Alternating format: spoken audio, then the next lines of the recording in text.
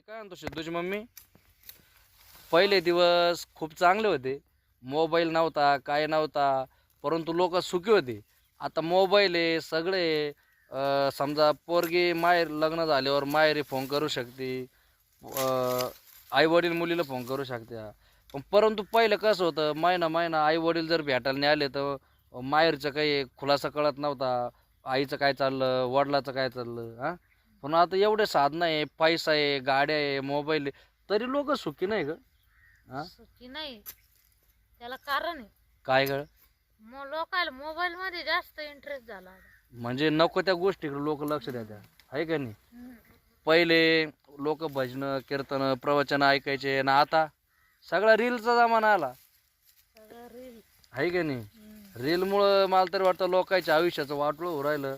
लोक आपला अनमोल जो जीवनातला वेळ आहे तो वाया घालते. त्यामुळे मी पण एक यूट्यूबर असल्यामुळं मला पण लोकांना संदेश द्या वाटतो की मित्रांनो, चांगल्या आपल्या लक्ष आहे त्याच्यावर ध्यान द्या, आपल्या जीवनावर द्या, आपल्या लेकरं बाळावर लक्ष द्या.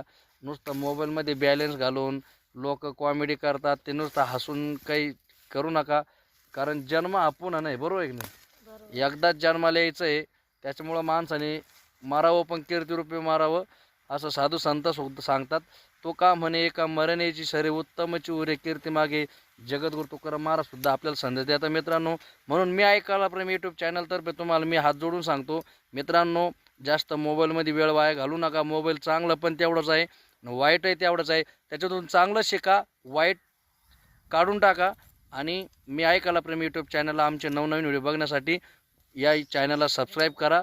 भेटूया पुढल्या व्हिडिओमध्ये. नमस्कार.